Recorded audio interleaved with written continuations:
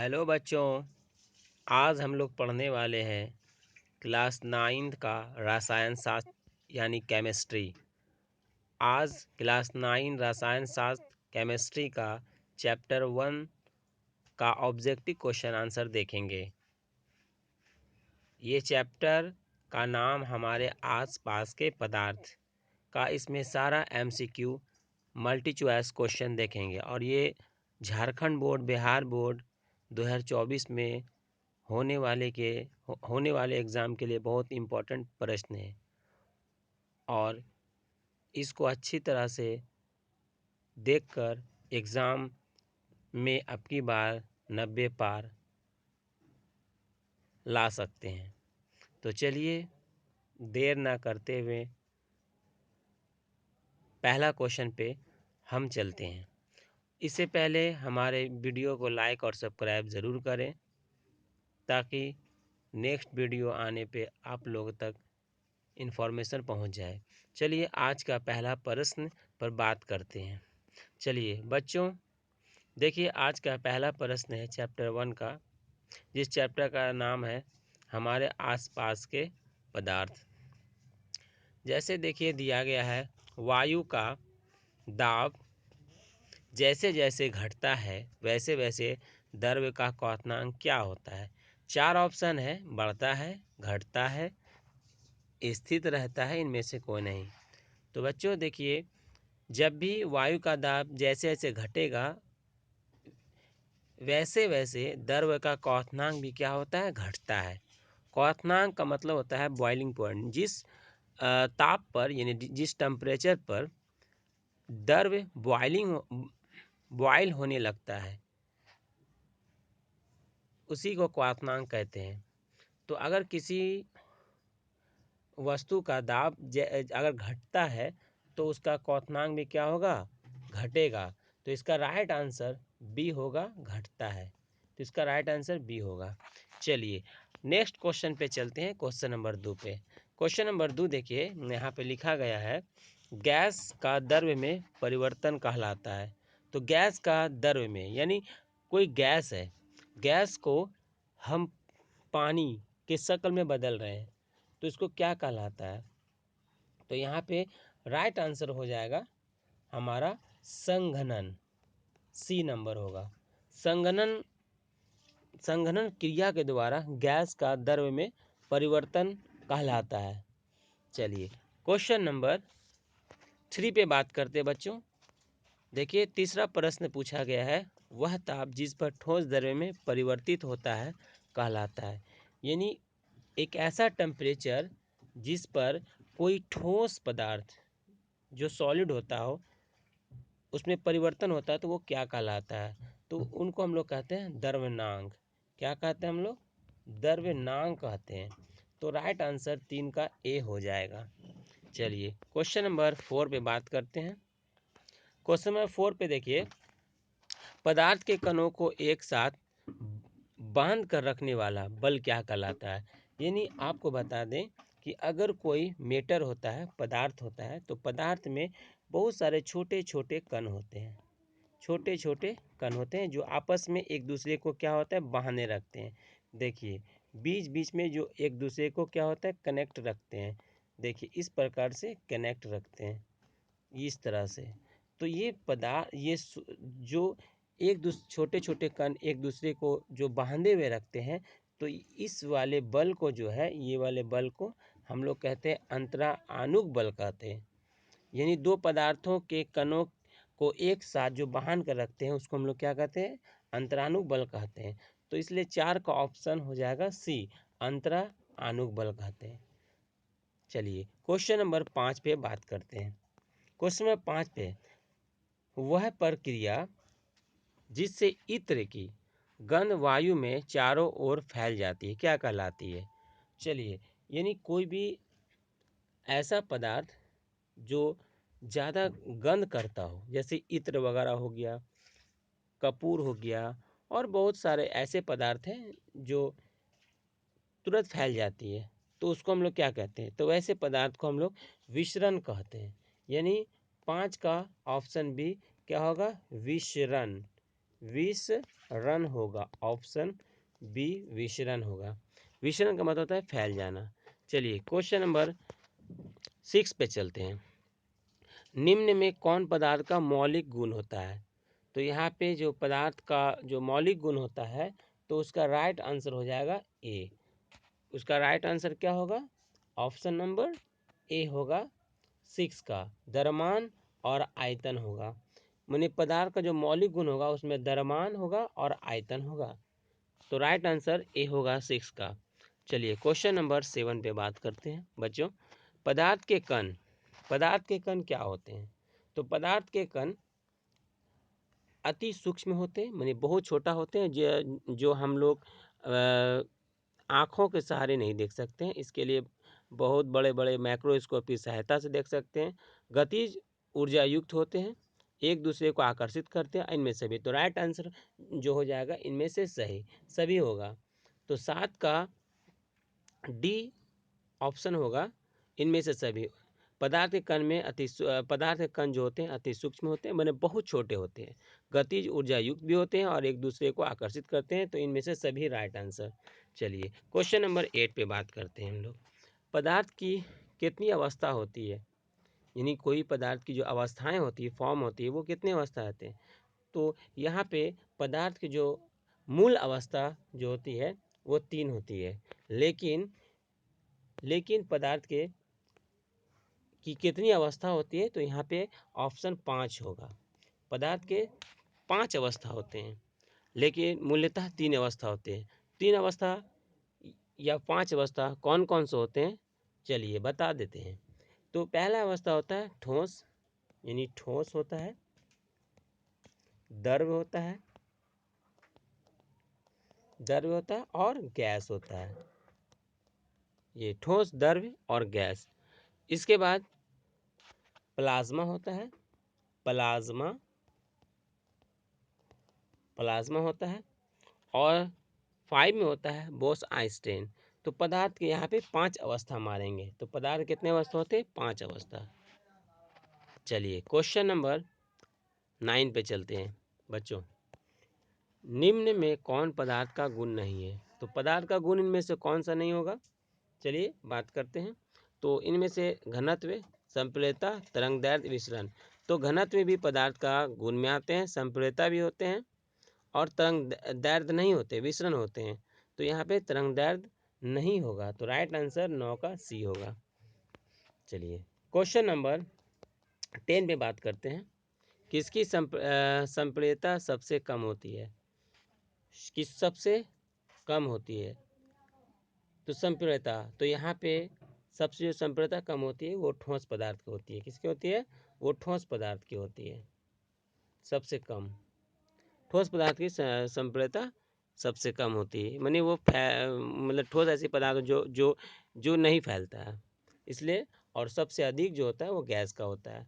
तो यहाँ पे सबसे कम जो होगा ठोस की संप्रेयता होती है। तो ऑप्शन ए राइट आंसर होगा 10 का। चलिए क्वेश्चन नंबर 11 पे बात करते हैं। निम्नलिखित में किसका घनत्व सबसे अधिक होता है? यहाँ पे घनत्व पूछा है। तो यहाँ पे सबसे अधिक जो भी वस्तु जितनी ठोस होगा उसकी घनत्व अधिक होगा। तो यहाँ ठोस का सबसे अधिक घनत्व होता है। तो यहाँ पे 11 का राइट आंसर ए होगा, ठोस। चलिए क्वेश्चन नंबर 12 पे बात करते हैं हम लोग। क्वेश्चन नंबर 12 पे चलिए, किसी ठोस पदार्थ का सीधे वाष्प में परिवर्तन क्या कहलाता है? यानी कोई सॉलिड है, ठोस पदार्थ है, वो सीधा वाष्प बने भाप बन जाता है, तो उसको क्या कहलाता है? तो उसको कहते हैं ऊर्ध्वापातन। तो राइट आंसर हो जाएगा 12 का डी नंबर, ऊर्ध्वापातन। ऊर्ध्वापातन, जैसे कपूर एक ठोस पदार्थ होता है, लेकिन उसे खुली हवा में छोड़ देते हैं तो वो क्या हो जाता है? धीरे धीरे गल के छोटा हो जाता है या खत्म हो जाता है। तो कपूर जो है वाष्प में बदल जाता है, ठोस पदार्थ। तो इसी को हम लोग कहते हैं ऊर्ध्वापातन। चलिए क्वेश्चन नंबर 13 पर बात करते हैं। वाष्पन की प्रक्रिया से उत्पन्न होती है। तो यहाँ पे 4 ऑप्शन है। वाष्पन प्रक्रिया में देख लीजिए, गर्मी, ठंडक, ताप में वृद्धि, इनमें से कोई नहीं। तो यहाँ पे राइट आंसर हो जाएगा बी नंबर ठंडक। वाष्पन की प्रक्रिया से उत्पन्न क्या होती है हमको ठंडक की। जैसे जब कभी ज़्यादा गर्मी पड़ती है तो हम लोग को पसीना आता है, लेकिन जैसे फैन या पंखा के पास हम लोग जाते हैं तो हम लोग ठंडक महसूस होती है, क्योंकि हमारे पास पसीना क्या होता है वाष्पन होने लगता है, इसलिए हम लोग ठंडक महसूस होते हैं। तो 13 का भी राइट आंसर होगा ठंडक। चलिए क्वेश्चन नंबर 14 14 पे बात करते हैं। देखिए यहाँ क्वेश्चन क्या है, कह रहा है 100 डिग्री सेल्सियस ताप का केल्विन में मान क्या होगा। तो देखिए केल्विन पूछा गया है, तो केल्विन में मान के लिए क्या करना पड़ेगा, फॉर्मूला होता है बच्चों, देखिए फॉर्मूला होता है कि kelvin degree kelvin equal to क्या होता है डिग्री सेल्सियस प्लस 273.15।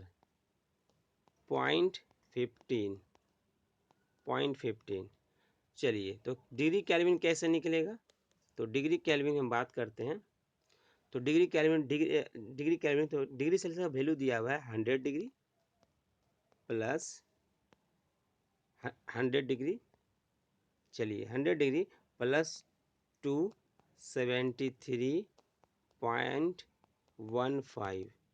तो जब इसको ऐड करेंगे 100 273 तो ये आएगा आपका 373.15।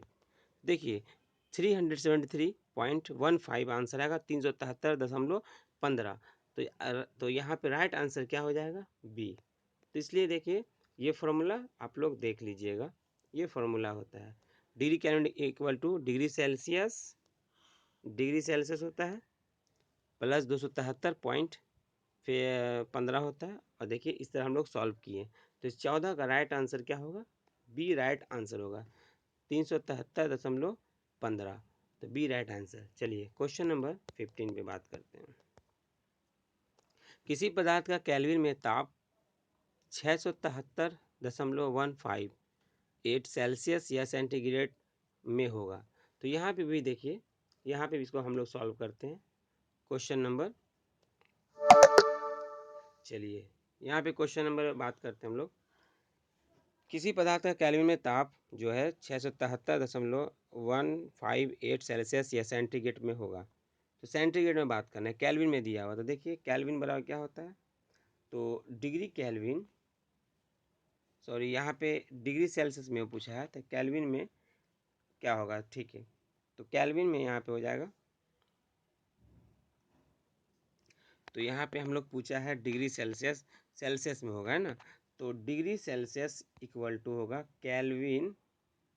केल्विन माइनस 273.15 होगा 15। तो चलिए डिग्री सेल्सियस में निकालने के लिए हम लोग क्या करेंगे, तो के फॉर केल्विन का मान दिया हुआ यहाँ पे देख सकते हैं 673.15।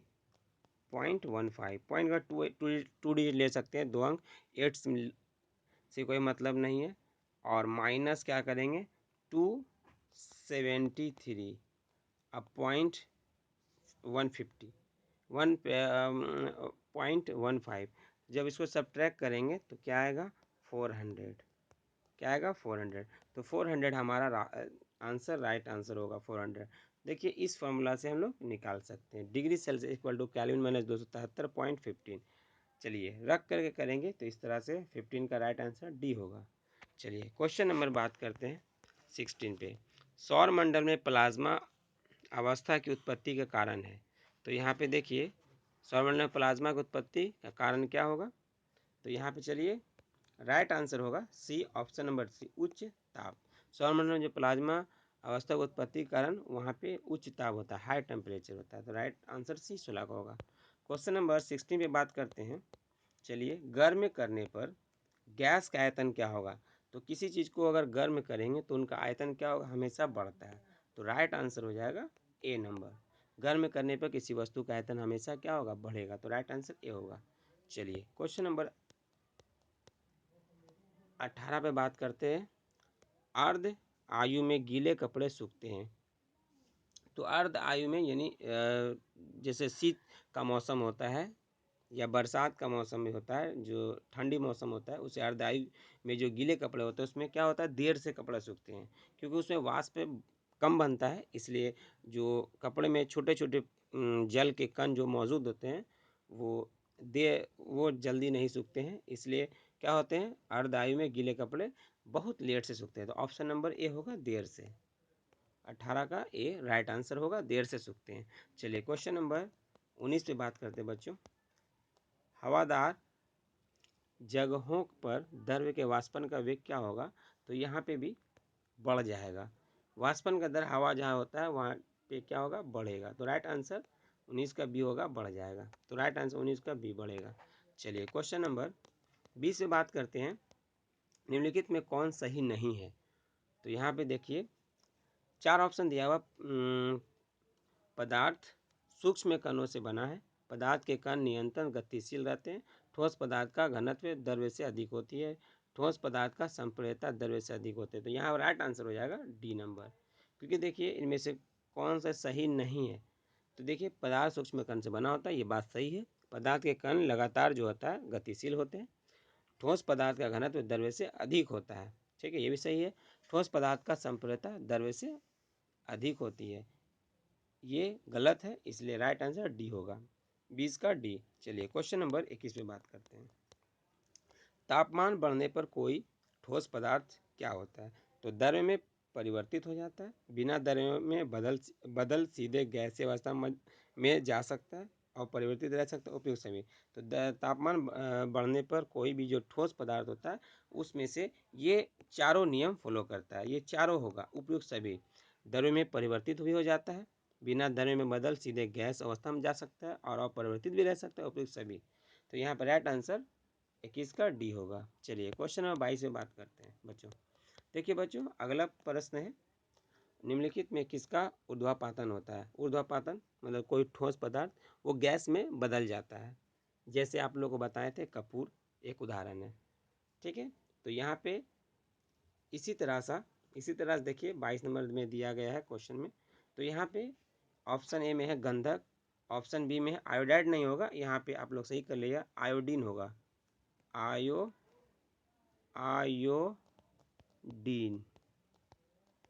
आयोडीन होगा। मैग्नीशियम और ब्रोमीन। तो राइट आंसर क्या होगा, आयोडीन। तो निम्नलिखित में किसका ऊर्ध्वापातन आयोडीन का होता है? राइट आंसर बी 22 का। चलिए क्वेश्चन नंबर 23 पे निम्नलिखित में कौन पदार्थ है? पदार्थ पूछ रहा है, मेटर, यानी पदार्थ का डिफिनेशन क्या होता है बच्चों?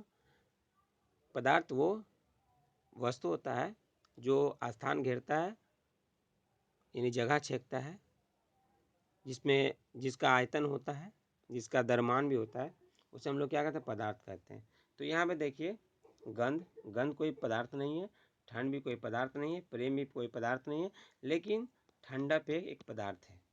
ठंडा पेय मतलब ठंडा जल एक पदार्थ है, जो कि पदार्थ का एक अपना द्रव्यमान होता है और ये जगह भी छेक सकता है, तो उसको हम लोग पदार्थ कह सकते हैं।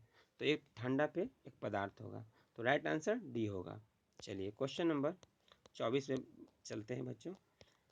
निम्नलिखित में कौन पदार्थ नहीं है? तो देखिए पदार्थ नहीं है, वहाँ पदार्थ पूछा गया तो यहाँ पे पदार्थ नहीं है। तो इनमें से पदार्थ क्या होगा? तो इनमें पदार्थ हवा है, जल है, भोजन भी है। तो स्नेह नहीं होगा, स्नेह नहीं होगा, पदार्थ नहीं होगा, स्नेह नहीं होगा। तो राइट आंसर 24 का सी होगा। चलिए क्वेश्चन नंबर 25 पे चलते हैं। किस अवस्था में अणुओं की ऊर्जा अधिकतम होती है? तो तो अधिकतम होती है, तो इनमें से जो अधिकतम अणुओं की ऊर्जा अधिकतम होती है तो ये गैस अवस्था में होती है। कौन सी अवस्था में? ये गैस अवस्था में। ऑप्शन नंबर 25 का सी गैस अवस्था में होगा। चलिए क्वेश्चन नंबर 26 से बात करते हैं। किस अवस्था में अणुओं की ऊर्जा सबसे कम होती है? तो किस अवस्था में अणुओं की ऊर्जा सबसे कम होती है? तो ठोस अवस्था में होती है। ऑप्शन नंबर ए 26 का है। चलिए क्वेश्चन नंबर 27 से बात करते हैं। निम्नलिखित में द्रव्य में कौन अनिश्चित है? अनिश्चित माने होता है जिसकी कोई आकृति नहीं होता है, निश्चित नहीं होता है, ठीक है। इसमें तो इनमें से कि यहाँ पे राइट आंसर हो जाएगा बी, आकार होगा कि द्रव्य में मतलब जो होता है अनिश्चित है, मतलब कि द्रव्य का कोई आकार नहीं होता है, क्योंकि एक फिक्स आकार नहीं होता है। पानी को बोतल में डालिए वैसे वो बेलनाकार बन जाएगा, अगर किसी बॉक्स में डालिएगा वो चौड़ाकार बन जाएगा, घनाभाकार बन जाएगा। तो इसीलिए द्रव्य कोई आकार नहीं होते हैं, लेकिन घनत्व होता है, आयतन होता है, द्रव्यमान होता है, लेकिन कोई आकार मतलब नहीं होता है, यानी अनिश्चित होगा। तो राइट आंसर बी, आकार होगा। चलिए क्वेश्चन नंबर 27-28 पे बात करते हैं। बर्फ का एक टुकड़ा जल की सतह पर अगर तैरता है तो क्योंकि क्या होगा? तो देखिए यहाँ पे 4 ऑप्शन है बच्चों। ये जल से भारी होता है, बर्फ और जल का घनत्व समान होता है, बर्फ जल से हल्की लगी है, बर्फ का घनत्व जल से अधिक होता है। तो यहाँ पे राइट आंसर हो जाएगा तैरता, क्योंकि यहाँ पे बर्फ जो है जल से हल्की होती है। ठीक है, तो यहाँ राइट आंसर सी होगा। 28 का राइट आंसर सी। चलिए क्वेश्चन नंबर 29 से बात करें। शुष्क बर्फ होता है, तो शुष्क बर्फ क्या होता है? एक ठोस कार्बन डाइऑक्साइड होता है। तो राइट आंसर 19 का बी हो जाएगा, ठोस कार्बन डाइऑक्साइड। शुष्क बर्फ जहाँ पूछे बच्चों तो ठोस कार्बन डाइऑक्साइड में आप लोग टिक कीजिएगा। चलिए आज का लास्ट प्रश्न बच्चों, क्वेश्चन नंबर 30 है। चलिए निम्नलिखित में कौन तरल पदार्थ नहीं है? तो यहाँ पे तरल पदार्थ नहीं है इनमें से।